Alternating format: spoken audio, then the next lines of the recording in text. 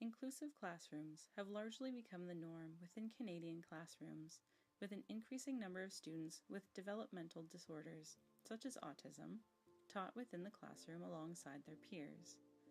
I wondered, how can true inclusivity be achieved within classrooms to promote success among students with severe developmental disabilities?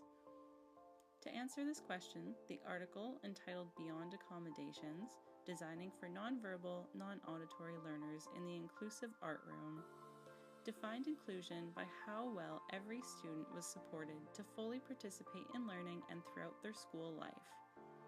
This article provided a detailed analysis of ways to improve the classroom itself as a means to promote inclusivity among children with autism. The physical arrangement of a classroom can impact collaboration, independence, dialogue, and ability to focus. I developed an improved understanding of ways to decrease and prevent overstimulation based on physical characteristics of classrooms. Physical alterations to the classroom itself can improve the quality of their education because these students are able to remain longer in their classrooms to learn curriculum and interact with their classmates. This article is especially useful because it provides detailed descriptions of how to alter the physical environment in essential ways to improve inclusivity. I was able to gain insight into practical and specific ways to improve the classroom environment for students with developmental disabilities as to improve their overall learning and experience. The physical environment therefore matters equally as the extent of modification and adaptation of curriculum, materials, or teaching strategies. The provision of ergonomically styled chairs allows for movement in relation to swiveling, height adjustment, and rolling.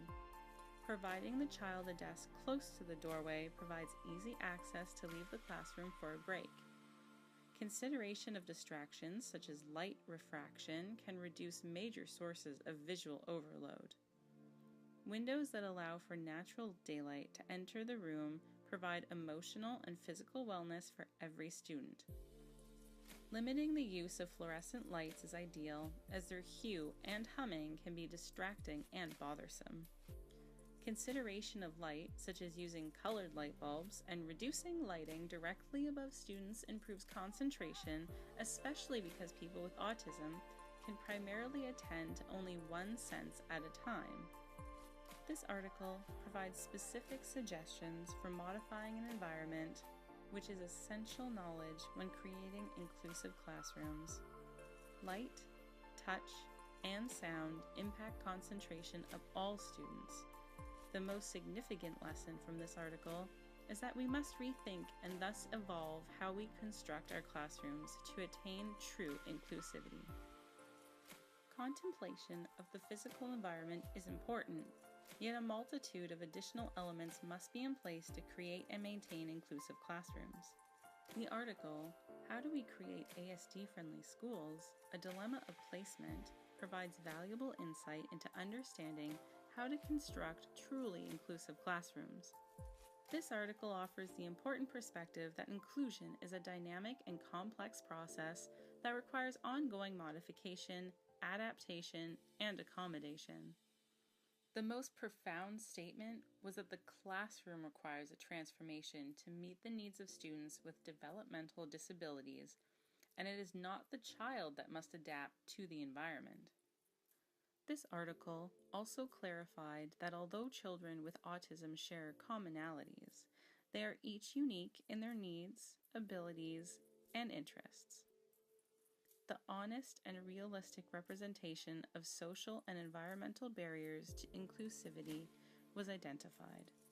The authors argued that identifying and implementing individualized supports for a child with a severe disability requires an understanding of the child's strengths, interests, behaviors, and areas to improve. I realized that a best practices approach must therefore require strong collaborative teaming.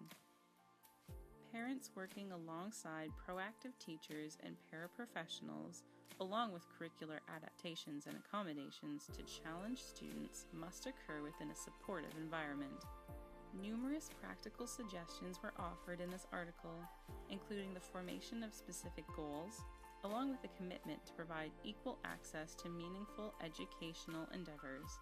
The provision of instructional supports allows students with disabilities to participate and be actively engaged in the curriculum.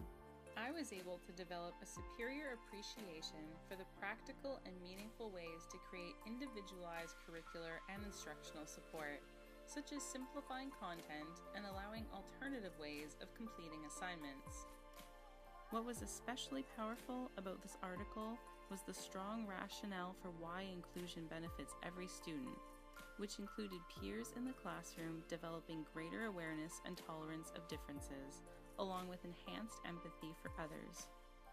Peers were also identified as essential elements of socialization in which they act as appropriate role models, support systems, and conversational partners for students with disabilities.